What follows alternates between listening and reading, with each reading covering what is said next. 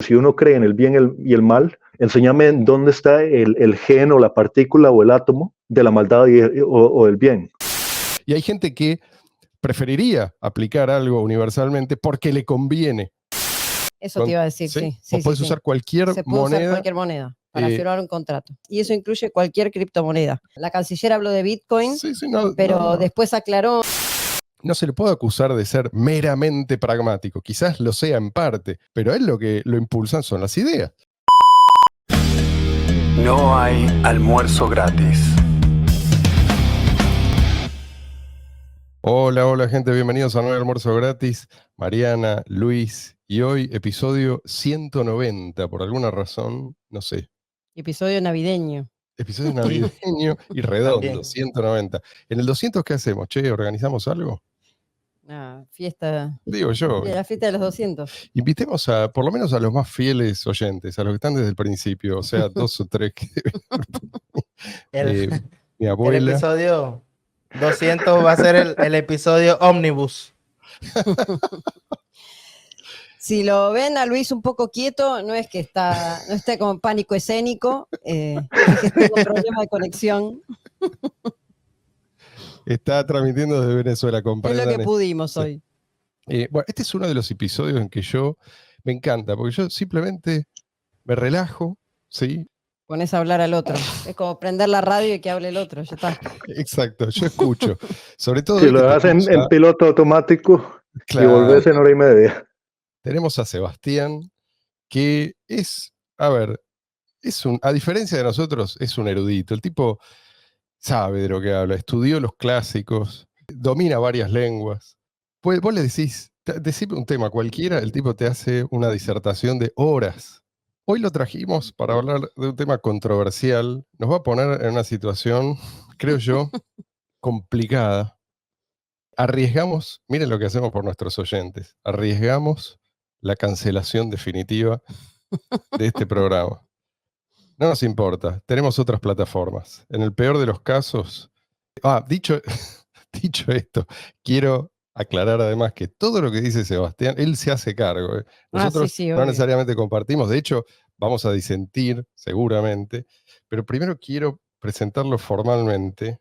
Esto te va a encantar a vos, Marian, que siempre presento a los invitados con muy poca formalidad. Escucha esto. Juan Sebastián Ortiz Madrid, con Z, fue admitido al estudio de la filosofía en el año 2016 en la Universidad de Costa Rica y posteriormente estudió en la Universidad Escuela Libre de Derecho de San José bajo distinguidos profesores como los magistrados de la Sala Constitucional Jorge Araya, el magistrado Fernando Castillo y Víquez, y Derecho Administrativo bajo Oscar González Camacho. En el año 2013 inaugura su carrera como conferencista internacional al presentar una crítica académica contra el amoralismo de la modernidad en la conferencia intelectual Minds en Londres, Reino Unido, y en el año 2019 presenta en la Universidad Rey Juan Carlos en Madrid, en la tercera conferencia de la economía austríaca, un ensayo sobre el rol de las ciencias exactas en una sociedad libre desde la perspectiva del derecho natural libertario, bajo la tutela del comité científico constituido, entre otros, por el doctor en economía, nada menos que Jesús Huerta de Soto.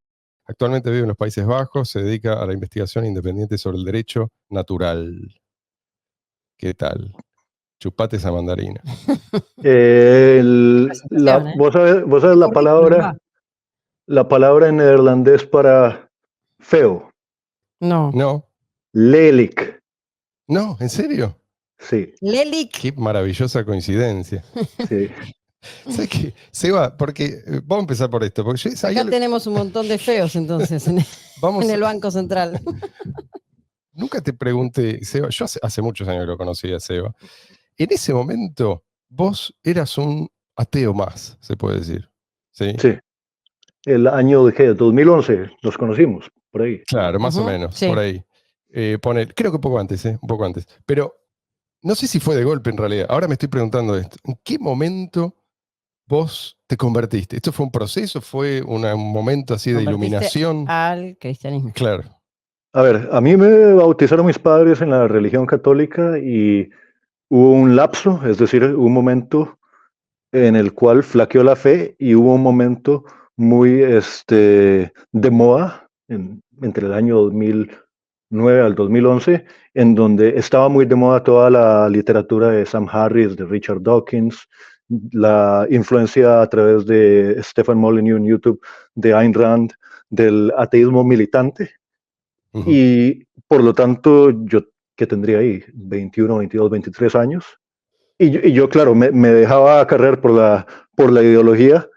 Ya para el año 2013, yo creo que llegaba a conclusiones de que todo lo que tiene que ver con el bien, el mal, la moral, la ética, entiéndase moral como reglas para el grupo, para la supervivencia del grupo, entiéndase como ética, reglas para la supervivencia de la persona o del individuo, que todo esto remitía a un contexto, específicamente a un texto, es decir, a la Biblia, independientemente de si uno creyera o no creyera. Es decir, había un contexto cronológico en donde estos conceptos de bien y mal en la tradición occidental siempre remitían al Antiguo Testamento o la Torá para los judíos o el Nuevo Testamento para los cristianos, pero incluso en casos como el de Baruch Spinoza, el judío holandés, que viene a ser uno de los primeros formuladores del panteísmo, materialismo filosófico, es decir, la idea de que todos son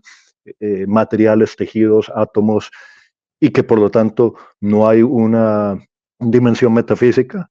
Aún él analizaba el Antiguo Testamento, él especulaba acerca del Antiguo Testamento.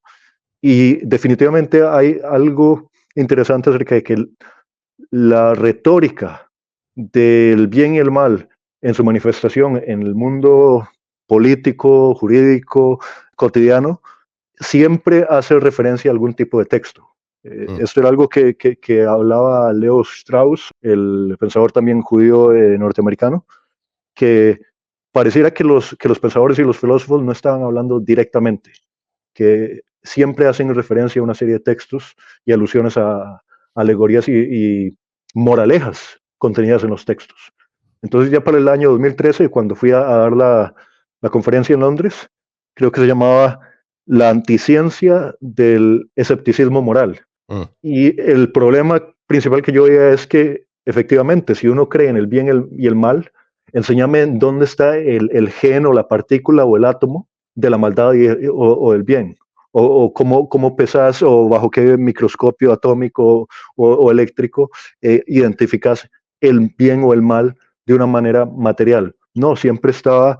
es el argumento de Hume, digamos, ¿no? Sí. No se puede obtener un deber de un ser, de un es. Y esta era la posición, atea también de Ayn Rand. Ayn Rand hace referencia a ese argumento de Hume, que era el que yo criticaba, y lo criticaba de Mises, por el hecho de que efectivamente para poder discernir bien y mal, uno está hablando de ciertas metas que son aceptables, interpersonalmente, jurídicamente, socialmente, políticamente aceptables, y ciertas metas que no son aceptables, ciertos métodos o maneras de hacer las cosas que son aceptables, pero siempre remite a una abstracción de lo que los individuos deberían de hacer.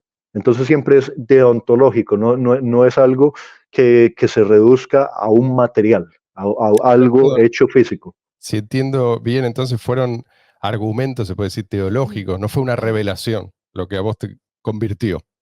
Fue una especie de progreso del entender que el bien y el mal no se pueden reducir a fenómenos materiales, que fue acercándose a una concepción de la metafísica, de que para mí las cosas que han sido muy importantes desde que tengo 21, 22 años más o menos tenía en el 2009 cuando me hice libertario, antiestatista, por influencia de Molyneux, me di cuenta de que todo esto hace referencia a la metafísica. No estamos hablando simplemente de que yo prefiero que esta taza esté aquí y es mi opinión. Estamos haciendo referencia a una especie de serie de principios sobre los cuales acordamos o no acordamos, pero que tienen carácter universal y que son acerca de cómo deberían de ser las cosas, dado los límites físicos que podemos tener. Y eso fue progresando y progresando al punto de que había más situaciones en las que se volvía inconveniente e incoherente el tomar la posición atea militante para referirse al bien y el mal, porque si todo lo que existe únicamente son materiales físicos, si yo te apuñalo a vos o vos me apuñalas a mí, es una cuestión de sentimientos, de, mira, tengo la sensación de dolor cuando haces eso, pero no hay una discusión de principios del deber ser. Sí, sí, es una cuestión estética, digamos. Quiero confirmar que tenemos video. Se está grabando, sí. Listo, entonces seguimos. Seguimos entonces. Luis. Cuéntame, es que no... Yo me veo. Sí. Solo te ves en vertical, pero te ves perfecto. Eso es todo lo que importa. Sí. Hablando de estética, ¿no? ¿Querés saber si estás guapo o si estás guapo? Quédate tranquilo. Yo ya estoy casado, no necesito estar guapo más. Seba, vos sos el anti-Papá Noel, ¿eh? Sos el Papá Noel más triste que ha dado la historia. Bueno, pues sigamos. Bueno. No hacía falta que te saques la boina. No, está muy bien. Igual te queda mejor así, ¿eh? Bueno, a ver, ahora ser nihilista acerca del bien y el mal se comenzaba a volver incoherente históricamente el decir, creo en el bien y el mal, creo en mejor y peor interpersonal y universal, pero no creo en la metafísica. Y el problema es que si no crees en la metafísica, hay un problema histórico, que es toda la narrativa del bien y el mal procede de moralejas bíblicas. Sí. Históricamente. Por parte, tenés que negar la posibilidad de la libertad, ¿no? Bueno, esto me parece que estamos entrando en un territorio que no peligroso porque el tema es apasionante, pero digo peligroso porque nos va a ocupar un episodio entero si nos dedicamos a esto. Igual también hay textos, los textos antiguos griegos que también tratan esos temas. O sea, no es solamente la Biblia, ¿no? O sea, ¿vos qué opinas de ese tema? Mitos y leyendas y... El problema son previos a la Biblia, ¿no? El problema de la tradición prebíblica en la filosofía es que los dioses griegos eran cosas creadas, es decir, eran fenómenos atómicos, eran cosas, es decir, los dioses griegos eran inmanentes, eran instancias o manifestaciones físicas de la realidad. Es con la Biblia judía y la Biblia cristiana que hay una idea de Dios no como un fenómeno más como podría ser la lluvia o el trueno, etcétera, sino como el creador desde fuera del universo de todo lo físico. De hecho, la posición del determinismo comienza con el panteísmo de Spinoza, en donde creen o donde postula Spinoza que precisamente si lo que se entiende por Dios es la suma de todos los materiales y de todo lo que hay en el universo, el enojarse con alguien que te pega una cachetada no tiene sentido. Es como que te caiga una rama de un árbol y te enfades con el árbol. Tal cual. Me parece que vamos a tener que dedicar un episodio a esta cuestión porque, no, de verdad, es para mí, interesante, no te voy a decir lo único importante, pero sin esto todo lo demás pierde sentido. No, porque yo le iba a preguntar preguntas seguida a la anterior, o sea, lo antiguo, también tenemos en la modernidad, por ejemplo, en el caso de Stefan Molyneux, que escribió acerca de la ética secular y la filosofía, digamos, basada en eso, ¿qué opinas al respecto? Bueno, claro, pero él lo que te está diciendo es, ahí hay una metafísica, aunque no la reconozcas. Aunque no la reconozca como tal, claro, está bien. El racionalismo ilustrado de Molyneux, en verdad es igual que Hoppe, es una mera referencia a Kant. Y es una referencia a una reformulación que Kant hace de lo que viene siendo la regla de oro de los 2 mandamientos de Jesucristo, la segunda parte, no la de amarás a Dios con todo tu corazón, etcétera, sino la de trata a los otros como quisiera ser tratado. Esto es una reformulación de Kant del categórico imperativo. Actúa de tal manera que tu actuar se pudiera hacer un principio universal. Claro. Ahora, la compatibilidad lógica de Molyneux, por lo tanto, si yo actúo de esta manera, todos podríamos actuar de esta manera sin que surja conflicto o previniendo el conflicto, es solamente una reformulación de la regla de oro, porque no hay una necesidad. Es decir, si sos lo que la gente del gremio de los psiquiatras llama un sociópata, simplemente vos actuás. Y yo te robo a vos, yo trabajo para vos en la tienda y me meto 100 pesos en el bolso y te robo. Y yo no he acordado, yo no he firmado un contrato diciendo, esta es una regla válida. Las reglas válidas solamente entran en un diálogo de tratemos de llegar a la conclusión de qué serviría como norma interpersonal entre personas, aplicando una especie de igualdad ante la ley, de lo que aplica para vos aplica para mí. Sí. Pero para el sociópata o el ladrón por excelencia, a él no le importa. La idea no es convertir al sociópata, sino sacarle la máscara, me parece. Exacto. Y una de las críticas de Molyneux, es ver, cuando le plantean a Molyneux, che, esto no es simplemente kantismo, él lo que dice es no. ¿Por qué? Porque esto de actuar de tal forma que esto pudiera ser aplicado universalmente, ¿no? Y hay gente que preferiría aplicar algo universalmente porque le conviene. Le conviene claro, personalmente. yo robo, vos robás y todos robamos y todos felices. Claro, pero si yo soy, digamos, yo me impongo por la fuerza, y lo ideal sería para mí que el principio rector sea el más fuerte, es el que decide. Bueno, eso sí, puede ser universal, pero eso no significa que es bueno universalmente. Es bueno para mí en todo caso. Por eso ahí es donde falla Kant, según Molyneux. Hasta que llegue uno más fuerte que tú.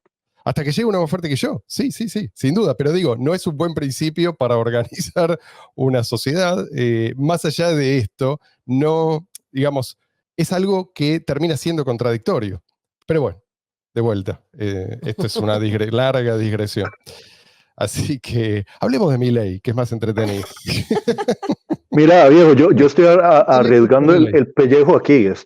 La vez pasada en el episodio 178 que estuve con ustedes, yo decía, mira, se viene la elección, yo quiero que gane Milei, yo soy anarcocapitalista, él es anarcocapitalista, le hago el pase como de Di María a Messi a que meta el gol, y en eso, y le deseo bien, pero en eso resulta que se va a segunda ronda y por darle el pase de Di María a Messi, Patricia Bullrich, resulta que ahora yo he llamado a la ministra de Seguridad del país en el territorio más grande de la hispanidad una donadie. Entonces, no te preocupes. Hablando de Milei, como no hay nada nuevo bajo el sol, dice Kohelet, el Eclesiastes, y Milei es católico, porque según el derecho católico, él nació católico, lo bautizaron católico, y a menos que lo excomulguen, sigue siendo canónicamente católico, aunque se identifique como mujer si quisiera. Yo como evangelista a los capitalistas tengo que tomar nota de algo que me parece raro y que no es kosher.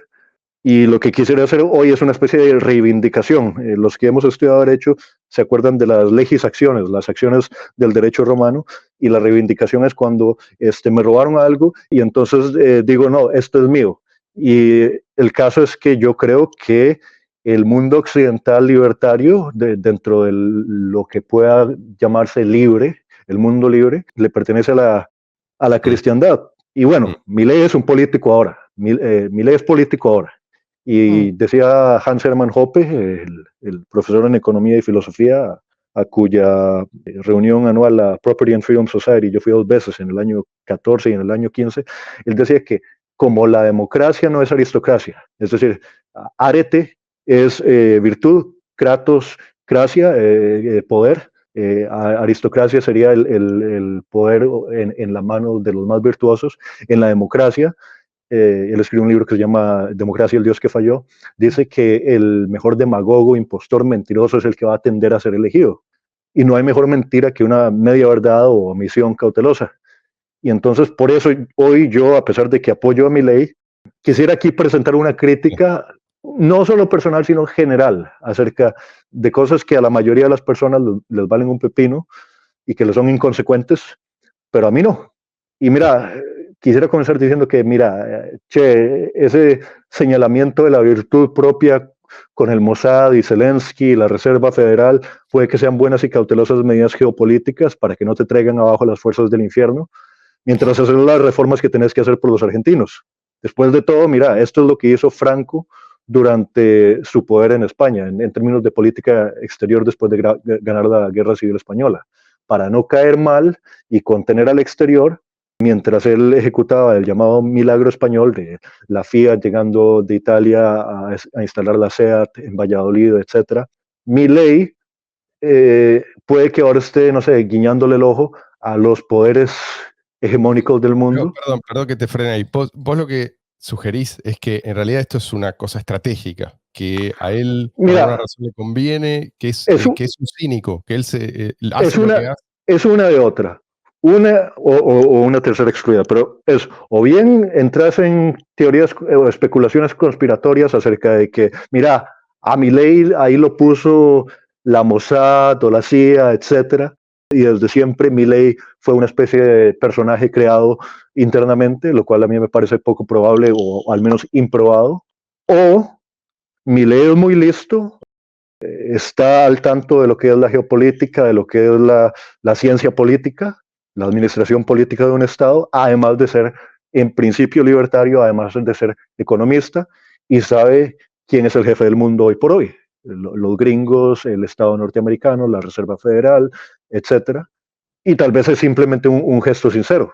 Tal vez sí, porque si bien es cierto, él dice que él tiene un pupilo, un estudiante, que es rabino, y que él fue el que le ha influenciado muy profundamente hacia su aspiración a convertirse al judaísmo rabínico. Pero bueno, yo digo que pase lo que pase, hay que poner las cosas por debajo de Dios. El canciller alemán de los años 1930 quería poner a la raza alemana por encima de todo y pereció. Mussolini quería hacer su nuevo imperio romano por encima de todo y pereció. Franco no, Franco decía que todo estaba por debajo de la cruz y ahí siguió hasta que se murió. Y eso es precisamente lo que yo le deseo a Milei, es decir, la situación. La fuerza del cielo. Sí, la situación es apremiante, pero dijo ciertas cosas que no son ciertas y como la verdad os liberará, yo quisiera remitir un poco a lo que es el discurso de aceptación que él dio, que dijo tres cosas que al menos yo quisiera objetar. Uno comienza diciendo, en Argentina no hay plata. Si vos dijeras esto en latín sería gracioso. En Argentina no hay plata. Es decir, en Argentina el elemento AG47 de la tabla periódica Argentum, la plata, haylo. En suficiente cantidad para decretarlo medio de intercambio comercial aceptable. Y no me refiero a lo que dice Huerta de Soto de coeficiente de caja del 100% para bancos privados o públicos que emiten medios fiduciarios, es decir, billetes que representan plata. No, me refiero al metal. El metal en Argentina lo hay. Y me parece que sería muchísimo mejor para una economía de más o menos 40, 50 millones de argentinos el simplemente declarar, sin tener que nacionalizar minas de inversión extranjera ni nada por el estilo, simplemente decir, ahora se puede utilizar la plata como medio de intercambio, una décima de onza de plata, una moneda de una onza de plata, y para lo que es comercio exterior, puede utilizar el que quiera cripto. A nivel de comercio exterior, muchas compañías argentinas ya se manejan en Bitcoin Cash, en Monero, etc. Pero aquí, claro, yo creo que él está queriendo ser realista en ese sentido de la política real. Y yo quisiera decir que, bueno, cuando en la toma de posesión lo llaman doctor a Milei. Doctor viene del latín doctrina, igual que científico viene del latín ciencia, scientia, que quiere decir conocimiento, y ambos quieren decir sabedor. Bien sabe Milei como economista que la plata, el metal plata dentro de la República Argentina se podría utilizar como un medio de intercambio, pero obviamente esto tendría repercusiones geopolíticas a nivel de comercio con otros países. Y lo de la dolarización, obviamente trae dudas acerca de por qué querría Milei, que sabe los riesgos de un dinero estatal, darle demanda extra a la Reserva Federal del hegemón mundial de Estados Unidos. Es que la demanda ya está, no es que le quiere dar demanda extra. Acá la gente ahorra en dólares, claro. El común de la gente ahorra en dólares. No es que él esté inventando nada. Es de como hecho, blanquear la situación, sí, que ya es una cosa de todos los días para nosotros. De hecho, hoy mismo aclararon que vos podés firmar. Eso te iba a decir, sí. Vos podés usar cualquier Se puede moneda. Usar cualquier moneda para firmar un contrato. Para pactar un contrato podés usar criptomonedas y eso incluye cualquier criptomoneda. La canciller habló de Bitcoin, pero después aclaró en un tuit, aclaró que cualquier criptomoneda va a ser aceptada. Sí, eso depende de las partes. Yo creo que eso es lo mejor a nivel del mercado interior argentino. Sí. dejando de lado cámaras de comercio, dejando de lado todo tipo de entidades que nada tienen que ver con los jefes de Milei, que son los argentinos, como el Fondo Monetario Internacional y todo tipo de pactos que hereda Milei o que hereda el Estado argentino, Sí. no los argentinos, no el contribuyente argentino, el Estado argentino, de pactos que hicieron los políticos con entidades estatistas globales que yo digo, mira, esto no es nada del otro mundo. Decís, en términos de dólares estamos en bancarrota, no vamos a pagar. Cancelamos la deuda, borrón y cuenta nueva, y como dijo el ministro de Seguridad salvadoreño, Gustavo Villatoro, yo trabajo para los salvadoreños, no para organizaciones de derechos humanos, acerca de lo de las maras Sí. y los pandilleros. Lo mismo podía decir Milei. Milei manda al carajo al Fondo Monetario Internacional, al Banco Mundial, etcétera. Les dice, no, eso fueron gobiernos, no los argentinos, y no tenemos dólares. De hecho, eso dijo el ministro de Economía, que entraron y que en el Banco Central no hay reservas de dólares Sí, en sí. Argentina. Pero ahora lo que el tipo está apostando a hacer es a reestructurar la deuda, o sea, para evitar el trauma del impago con lo que eso significa también para su propio gobierno. Ahora, Si le va a claro, hacer bien o mal, no sé, pero Ya lo hicieron Cance- en otros gobiernos anteriores, lo hicieron. sí, se hace periódicamente. Sí, acá cancelar somos defaultadores unilateralmente, una deuda, es decir, no cancelarla, es decir, no vamos a pagar, los argentinos no van a pagar. Usen plata o lo que quieran internamente, pero nosotros no les vamos a pagar a ustedes, conlleva cierto peligro. Sí. Por más libertario que seas, ahí yo digo que hay peligro. Y claro, la diferencia entre el cobarde y el valiente no es que el valiente no siente miedo. El cobarde decide conforme a su miedo, el valiente no. Sí, ok, ¿y no te parece propio de valiente lo que hizo la semana, sí, esta misma semana? Esta serie de medidas, creo que por lo menos en este país no tiene antecedentes y creo que en el mundo es algo, si hay un ejemplo similar, debe ser. Yo creo que como comandante de las Fuerzas Armadas o del Poder Ejecutivo, enfrentándose a la población civil, muchos piqueteros y marxistas, etcétera, burócratas, gente que vive a la teta del Estado, es menos riesgoso en práctica que enfrentarse a entidades internacionales que representan estados más poderosos que Argentina. Es decir, sí hay definitivamente virtud en lo que ha hecho Milei esta semana. Marce se refiere también al paquete de medidas me refiero a la desregulación. Decreto desregulador. Que nos convertiría, es decir, tiene éxito en un país que, qué sé yo creo que no sabría ni con qué otro país compararlo hoy en día. Si es que esto pasa y si es que se lo deja terminar con su gobierno y seguir con este proyecto. Y teniendo en cuenta que son 30 puntos, que son la primera parte. Son de 30 de 300. De 300. Ahora, en derecho constitucional, el Parlamento promulga y el Parlamento deroga. Si por política ejecutiva no se impone cumplimiento forzoso de leyes actuales vinculantes, eso es una cuestión diferente de política y de administración de los recursos del Estado. Todo el mundo, yo entiendo estas objeciones, pero la gente se pone como muy, muy fina ahora. Esa misma gente que durante todos estos años y décadas estuvieron mirando para el costado cuando se llevaban todo puesto. Entonces, realmente, no sé, lo técnico no lo sé, te juro que me importa poco. Ayer yo estaba escuchando a un constitucionalista, porque viste ahora los abogados, cuando pasan estas cosas, están todos los abogados constitucionalistas hablando en la tele, qué sé yo, en los noticieros. Estaba escuchando, a un par que hablaban de que, hay ciertas cosas que sí o sí tienen que pasar por el Congreso y hay otras cosas que pueden pasar por el Ejecutivo y después el Congreso con una de las cámaras solamente aprueba y ya está. O sea que si tienen aprobación de una de las cámaras, ya puede, todo el decreto entra todo junto. O sea, no. Se puede revisar cositas, pero entra todo. Ese es el tema de la reserva de ley, que es decir, el Congreso promulga y el Congreso deroga. Entonces, Milei podrá tener buenas intenciones, de ahí a que el Congreso derogue las leyes que él quiere derogar, esos son otros 100 pesos, y además de eso, como yo decía, sí, yo creo que está muy bien lo que él quiere hacer, y el riesgo interno serían, por supuesto, los piquetes, los terroristas, como lo que hubo en cierto momento, lo de los montoneros, etcétera. pero eso es menos riesgoso que mandar al carajo a las entidades internacionales que pactaron con los previos gobiernos peronistas de Argentina. Sí, también esas consecuencias de mandar al carajo. Vos podés decir, bueno, yo mando al carajo si no hay ningún camino alternativo, ¿sí? Pero si vos pensás que hay una solución posible, y además no estamos hablando de una solución, no, acá el tipo lo que está diciendo es deroguemos, es el equivalente, salvando las distancias, a decir deroguemos la ley de Nuremberg, ¿sí? Y vos podés decir, no, pero mirá que acá hay un método, acá hay que pasar por este aro y por este otro, y tienen que levantar la mano tantos tipos. No, negro. Las leyes de Nuremberg son leyes evidentemente injustas, deben ser derogadas, no me importa cómo, no sé en su momento cómo se derogaron, probablemente se derogaron cuando cayó el nazismo, simplemente. Esto es algo parecido. Una cosa no quita la otra, vos podés decir, mirá, estas entidades son inmorales, qué sé yo, está bien, pero estas leyes también son inmorales. Yo creo que el punto más interesante fue el de las exportaciones.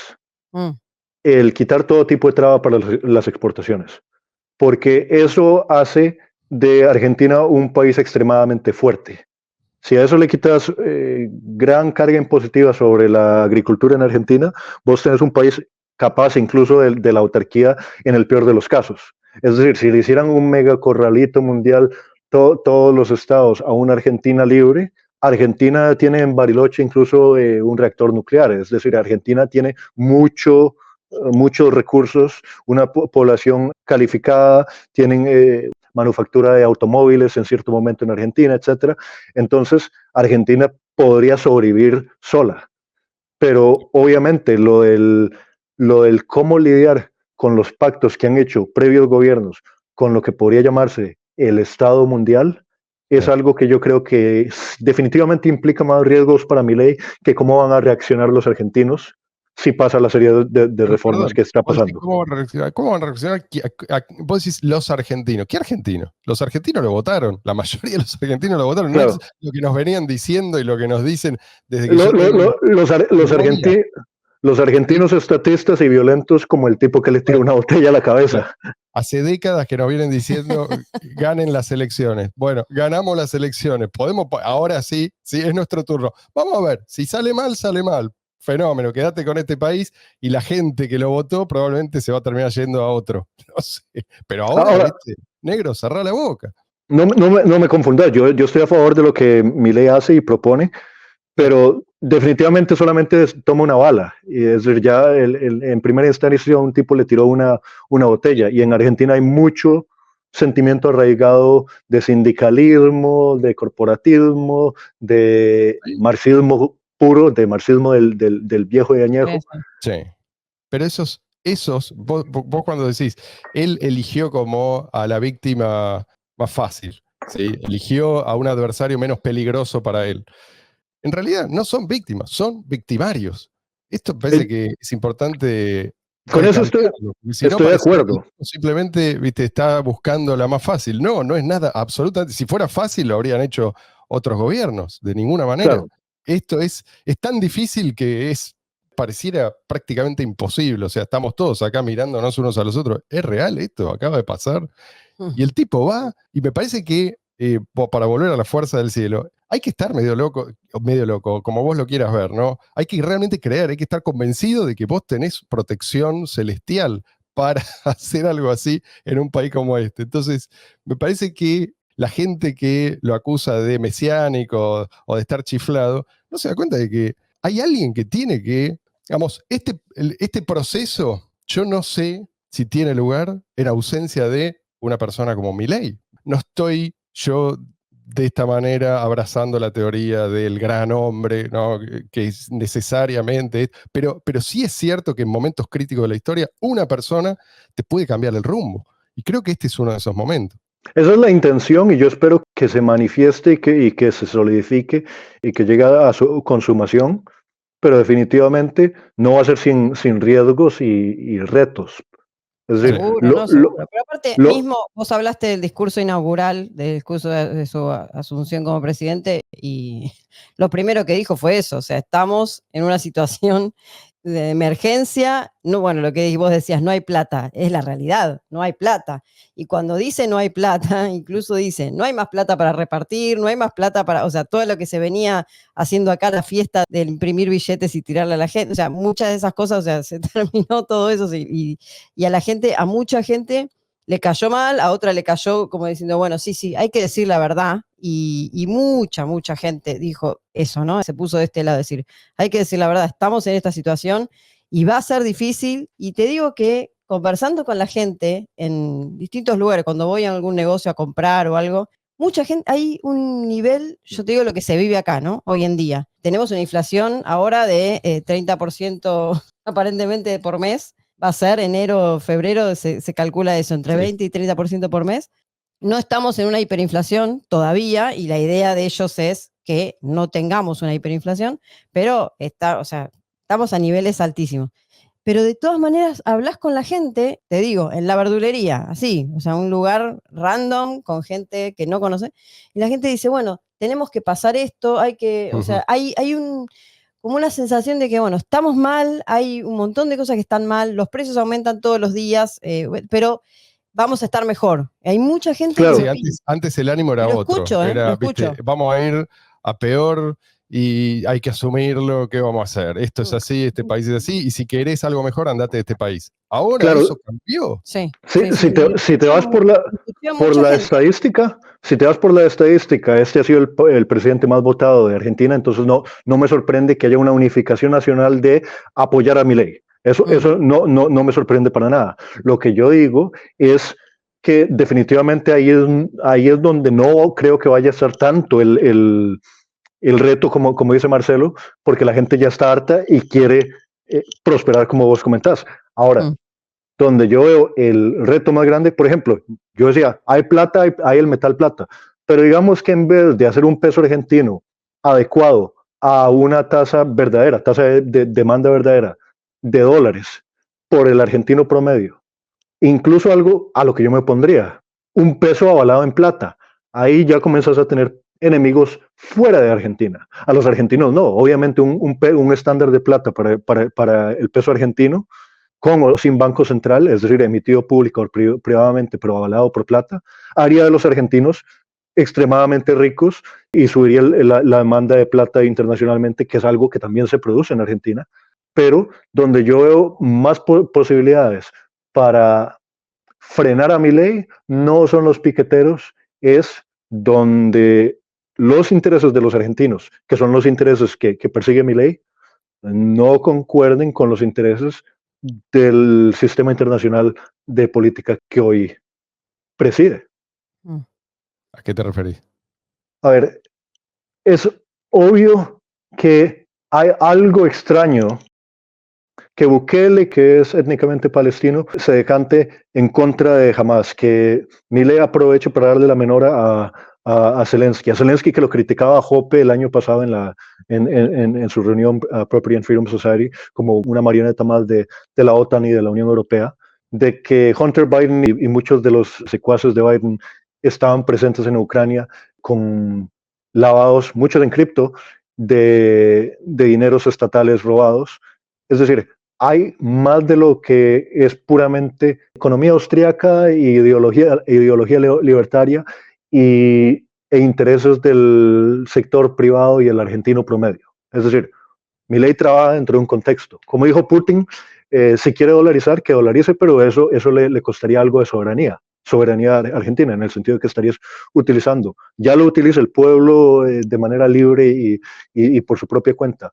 La divisa, la moneda de la Reserva Federal, del Banco Central gringo, o, como digo yo, plata, un estándar de plata argentino, etcétera, es algo que no solamente se reduce a la gente argentina y Milei, o incluso el Congreso argentino.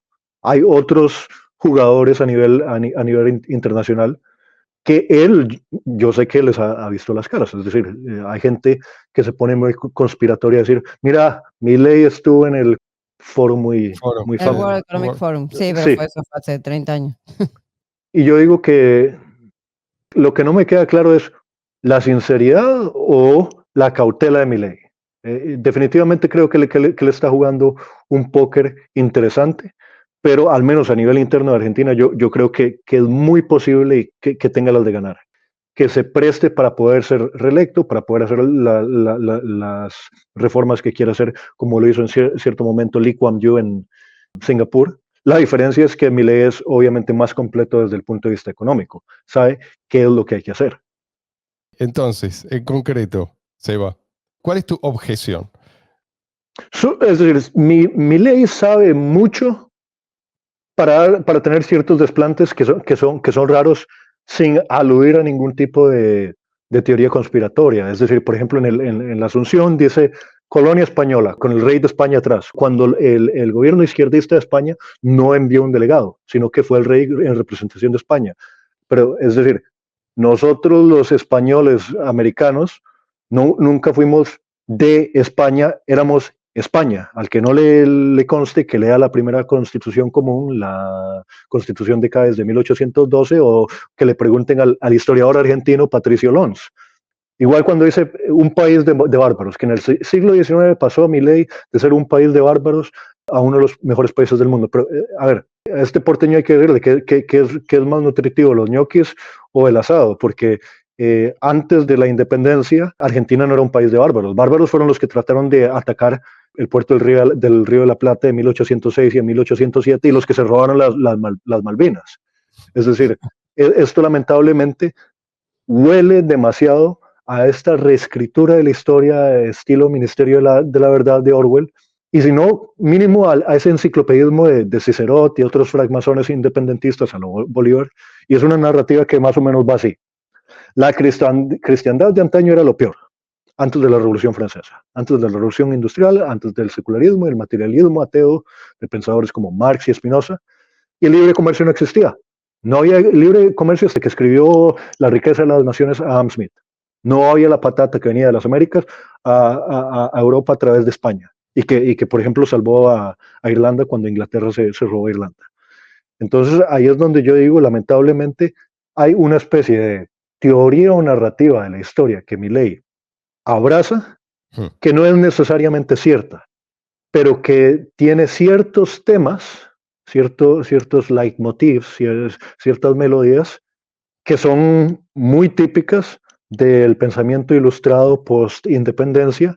Sí. Y esto obviamente no es de sorprenderse, porque después de todo, si os preguntas, Ayn Rand, Mises, Walter Block, Milton y David Friedman, estos eran judíos seculares, agnósticos, ateos de la étnica ashkenazi, es decir, de los judíos alemanes y polacos, etcétera, como Rothbard.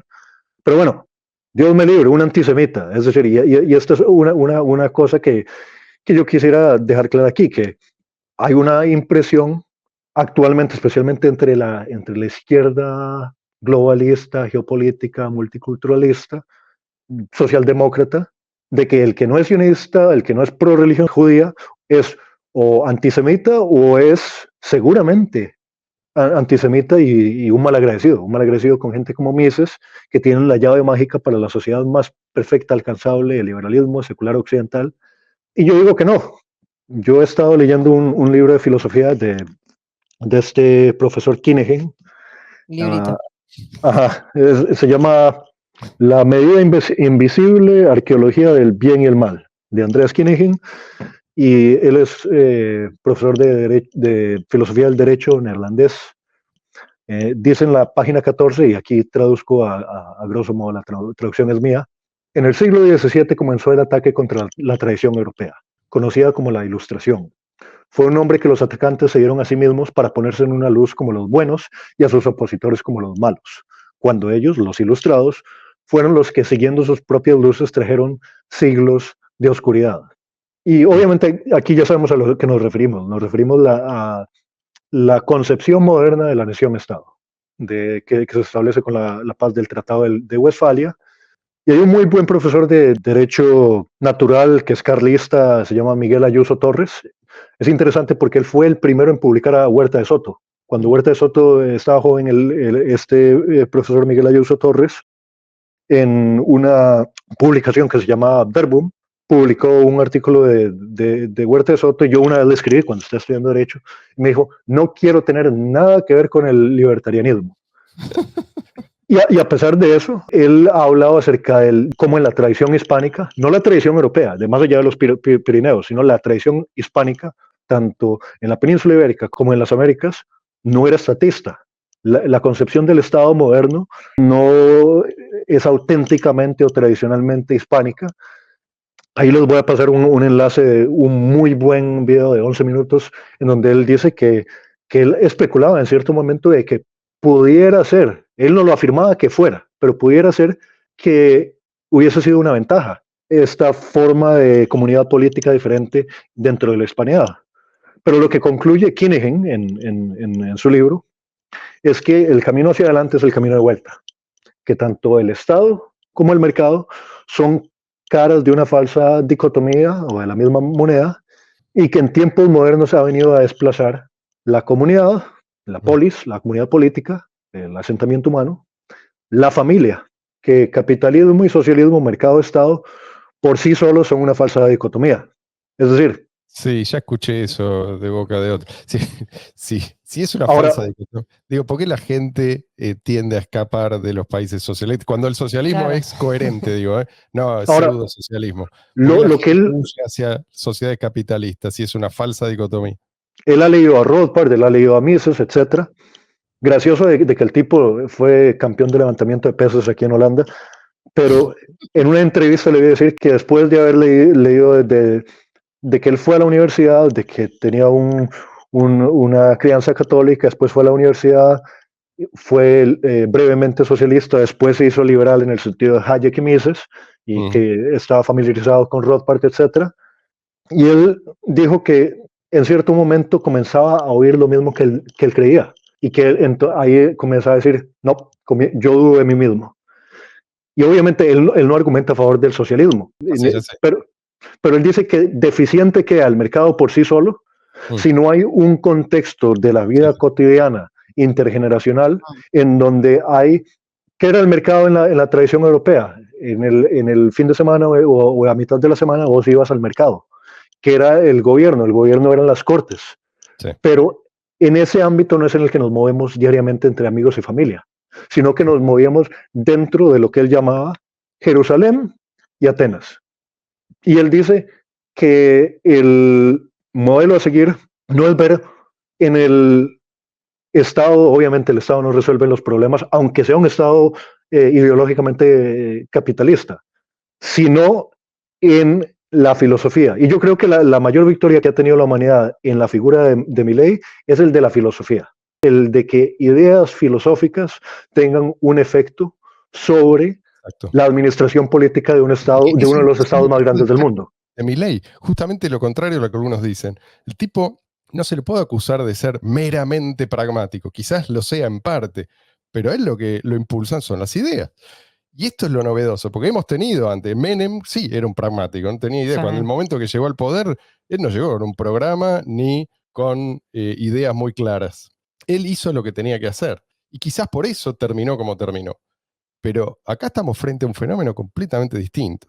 Cierro con esto y te hago pero esas ideas de Milei tienen un contexto, y yo lo que quiero argumentar en un libro que pronto publicaré, es que, a grosso modo, la cristiandad o los territorios en donde tradicionalmente por 2000 años hubo la fe cristiana informada y retroalimentada con la filosofía griega y el derecho romano, en esos territorios es donde se creó el contexto social, político, geográfico, en el que se podían expresar e implementar ideas acerca de una libertad, en donde yo arguyo que Rothbard, al haberse acercado a la escolástica medieval del derecho natural, supera a Mises desde la perspectiva del libertarismo jurídico político, en el sentido de que el principio de la no agresión y todo esto hace referencia a un derecho natural que había sido desarrollado por Santo Tomás de Aquino, que había sido desarrollado por Agustín de Hipona, que habla de principios fundamentales del bien y el mal, mientras que Mises toma una posición amoralista del valor subjetivo. de Sí. bueno es aquello que yo persigo, que satisface o mis sentimientos o Y ni mis siquiera se puede llamar bueno, me pulsaciones. parece.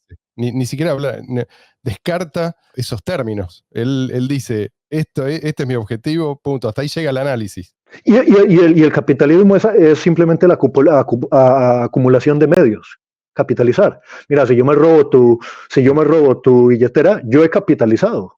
Sí, sí. Pero la perspicacia de Rothbard de decir no, en cierto momento todas las relaciones económicas, esto lo menciona en Poder y Mercado al final de Hombre, Economía y Estado, colapsan en presunciones éticas. Es decir, ¿qué es vender si vos no admitís la presunción de la validez del intercambio voluntario, de respetar Sí. el derecho de propiedad del otro? Sí, sí. Y ahí es donde entra la metafísica de vuelta. Se nos vuelve a meter. Sí, Ahora, ahí es donde yo digo que no es ni la Cábala ni el talmudismo, sino la cristiandad está bien. la que le da el contexto a la libertad en el mundo Yo entiendo occidental. eso. Pero digo, ¿no es un error también? Porque al fin y al cabo, pues, este es el origen, pero también así terminamos, ¿no? Entonces, me parece que... A propósito, ya que decís origen, Sí, mucho se ha recalcado y se ha querido subrayar acerca de Aquino y Agustín de Hipona sobre la influencia sobre el libertarismo. sí. Pero Orígenes de Alejandría, Policarpo de Alejandría, Clemente de Alejandría, la escuela de Alejandría, muy interesante en lo que ellos proponían, ya que hablabas de origen, Sí. en términos de interpretación teológica. Yo diría que el teólogo más libertario de la cristiandad no es Agustín tanto como lo es Orígenes. Por ejemplo, llega a especular él, que Dios, si le da la gana, podría salvar a todo el mundo, a pecador, al malvado y al bueno, y por lo tanto todo esto es una especie de lección moral, esta vida. Ahora, él no lo afirma, él dice que especula, que estaría dentro del poder de un ser omnipotente, pero aquí lo interesante es que esto sea antes de que se dé la dogmatización y Cristalización. la canonización de las doctrinas de quién es un hereje y quién no es un hereje. Sí. Es decir, dentro de un contexto de muchísimo más especulación retórica acerca de las posibilidades metafísicas de lo que era la fe cristiana. Pero digo, esto de atar la moral a una creencia, ¿no conspira contra la propia universalidad, ¿sí?, de la que se jactan los cristianos? Digo, porque eso funciona mientras haya creyentes. El Mira, momento... aquí es donde está lo que me preocupa de Milei.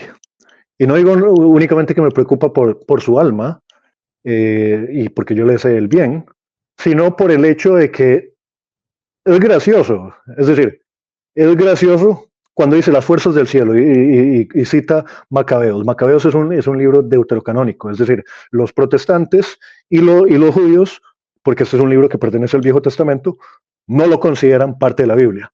Es apócrifo, ellos lo llaman. Los ortodoxos y los católicos sí lo consideran parte de la Biblia. Por lo tanto, esto no es parte de la Torá para los judíos. Mi posición es un judío, un practicante de la religión hebrea, puede volverse judío mesiánico y creer que Cristo es el Mesías, o puede volverse cristiano. Pero ya ha alcanzado cierto punto histórico de la cristiandad bíblica, de las escrituras del Nuevo Testamento incorporadas dentro de esa tradición de filosofía griega y fe cristiana del Occidente, que es el contexto en el que Milei pone en práctica sus ideas, es el contexto en el cual Mises, que era étnicamente judío ashkenazi, y Rothbard ponen en práctica sus ideas o las postulan. Ese contexto está altamente o íntimamente entrelazado con concepciones que son estrictamente cristianas del bien y el mal, como la regla de oro. La regla de oro es trata a los otros como quisieras que te traten. Y el problema que yo aquí es este. La aspiración de universalidad no es judía. La concepción de la nación-estado moderna es un pueblo, una etnia o nación, un territorio geográfico y un gobierno. Puede ser una aristocracia o una monarquía parlamentaria como aquí en Holanda, o puede ser una democracia una élite de políticos que son electos y nombran burócratas, pero hay un aspecto esencialmente y necesariamente nacionalista en la concepción o la construcción de la nación-estado moderno. Ahora, lo que yo digo es esto: ¿qué es el sionismo? En mi opinión, el sionismo es el nacionalismo estatista de la etnia o de las etnias judías, pueden ser Beta Israel, Ashkenazim, Sefardim, que puede o puede no tener una justificación internamente, hablo no como el que ves de afuera, pero una razón de ser del Estado, la nación-Estado de Israel, que puede ser o bien etnonacionalista, laica o teocrática. Y lo que estoy tratando de llegar aquí es a lo siguiente. Rothbard era un admirador de la cristiandad, le gustaba el barroco católico, le gustaba, ahí le preguntaban si tuvieras que elegir una religión, ¿cuál de todas elegirías? Y él decía que, bueno, como el catolicismo era una cosa litúrgica, ir a la iglesia una vez a la semana y vivir tu vida libremente el resto del tiempo, informado por la ética y la moral cristiana, no una serie de obligaciones rituales, que probablemente escogería eso. Ahora, lo que yo digo es lo siguiente: el no ser estatista, etnonacionalista del Estado, de la nación-Estado israelí, el no ser sionista, o el ser incluso crítico, críticas teológicas de la religión hebrea, no te hace de facto antisemita, no te hace una persona que promueve la destrucción de los judíos o una persona que actúa o promueve las acciones agresivas contra el cuerpo y propiedad de la gente que se identifican como judíos. Y entonces aquí es donde yo digo que yo quisiera reclamar la libertad para la cristiandad, para ese mundo llamado occidental, de filosofía griega, derecho romano y fe cristiana, porque solamente en ese contexto la idea del Mesías o la idea de qué significa, cuál es el significado de Israel será un faro para las naciones y reinará con el Mesías, desde la posición occidental tradicional cristiana es que reinará la ética y la moral de Cristo. La ética cristiana, hazle a los otros como quisieras que te hagan a ti, y la moral apostólica, lo que está en las epístolas de los apóstoles de Cristo, que tiene que ver más como no beber en exceso hasta emborracharse, no adulterar en el sentido de, no sé, darle vuelta a la esposa, o este tipo de cosas, que en ese sentido el reino del Mesías o el reino de Israel manifestado en este mundo es la práctica de la moral y la ética cristiana. El problema que yo veo es que eso no es congruente con la tradición hebrea religiosa. La tradición hebrea religiosa dice que el Mesías será un líder estrictamente político, es decir, en este mundo, y que colocará a Israel como nación, como grupo étnico, como grupo étnico etno-religioso, por encima de las otras naciones.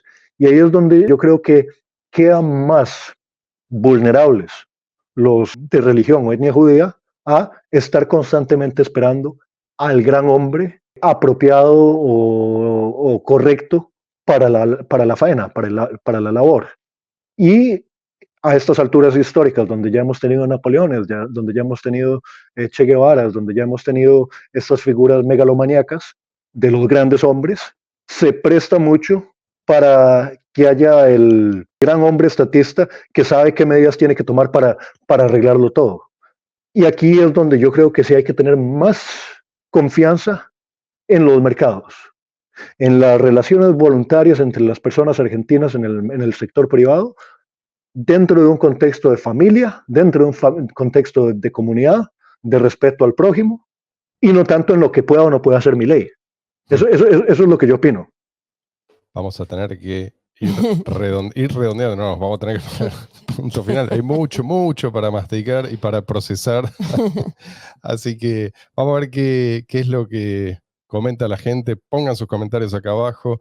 No dejen de compartir este material si les interesa.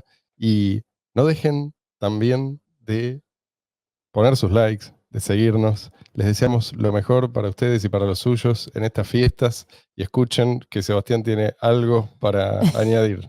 Sí, quisiera decir algo acerca de los impuestos. Este tipo dice que los 10 mandamientos son una buena opción. Es decir, a nivel comunitario, al nivel cotidiano, los 10 mandamientos son una buena brújula. Ahora, si vos ves a los judíos Shabbat que te encontrás en los aeropuertos y te dan una tarjeta, hablan de las 7 leyes de Noah. Y una de ellas es establecer cortes de justicia. En mi opinión, esta tradición cristiana occidental se presta más para un anarcocapitalismo, libertarismo íntegro, que argumentos como el de Walter Block, de mira, tengo un hijo que necesita una operación, entonces lo que hago es que me vendo en esclavitud para pagar por la operación de mi hijo. Es decir, esto desde la perspectiva tradicional occidental sería horrendo. Ahora, si vos, desde ese punto de vista, no se puede decir que hoy Israel es más occidental y cristiano que muchos países occidentales y cristianos, como mínimo que cualquier país musulmán, ¿no? Digo, igualdad ante la ley, libertad de expresión, libertad de culto, tenés el 20 y pico % de los habitantes de Israel son árabes, en su inmensa mayoría musulmanes. Es decir, cuando se habla, en general, cuando se habla de Israel, no se tiene mucha noción de lo que realmente pasa en Israel, ¿no? Hay como ideas preconcebidas y bueno, qué sé yo, este dijo una cosa, yo por la duda digo lo mismo porque sé que es lo que queda bien, pero lo cierto es que sí, quizás lo que se puede decir es, bueno, esta es la prueba de que ¿no? la influencia cristiana llegó hasta nuestros días. Mira, los israelíes, ¿quiénes son? Los ciudadanos israelíes. Son personas. Las personas reales existen. Si vos estás a favor del principio de la no agresión universalmente, de hazle a los otros como quieres, como desearías que te hagan, vos decís, las personas israelitas deben de ser respetadas en su cuerpo y su propiedad, a propósito de lo que está ocurriendo ahora mismo en Israel, con muertes y todo este tipo de cosas. Y es donde yo digo que desde un punto de vista de elegancia, la ley más perfecta, en mi opinión, está en el absorber Cristo en su persona para que no haya necesidad de sacrificio humano. La antigua ley, es decir, mi ley, si querés comer chorizo ibérico o jamón o una queso hamburguesa, hacelo, porque después de todo, para que no haya que hacer sacrificios, ya se sacrificó Cristo. Lo que reina es este principio de, sí, amar a Dios, pero tratar a los otros con ese mismo respeto con el que queremos ser tratados, con ese mismo respeto en su persona y su propiedad. Es decir, no hay necesidad de cumplir 613 mitzvot, pero definitivamente, políticamente, jurídicamente, históricamente, todos tenemos la necesidad a la larga de respetar en el otro propiedad, cuerpo y tener esa convivencia. Quisiera solamente para cerrar que precisamente la palabra en holandés para sociedad es samenleving, es decir, samen quiere decir juntos, leving, vivir, es decir, una convivencia, esa comunidad de la que hablaba Kinehin. No sociedad, que significa séquito o socios, asociación, los que siguen una meta común, porque metas habrá muchas y mucha gente necesitará o tendrá metas diferentes y distintas de acuerdo a lo étnico, religioso, tradicional, cultural, pero lo esencial para la convivencia, para ese samenleving, es definitivamente el poder convivir. Y por eso yo decía en el podcast pasado del capítulo 178 que efectivamente la historia de la religión hebrea o los judíos étnicos en la cristiandad era una simbiosis, la misma palabra del griego, sim, juntos o con, y biosis, vida. Es un vivir juntos. Y esto yo creo que es la moraleja de la historia. Independientemente de si vos crees que te vas al infierno o al cielo o purgatorio, aquí en esta tierra, para que no reinen las fuerzas del infierno, tenemos que tratarnos unos a los otros con respeto y tolerancia. Gracias, Eva, por aceptar la invitación. Gracias a todos ustedes por estar ahí. Será hasta el domingo que viene.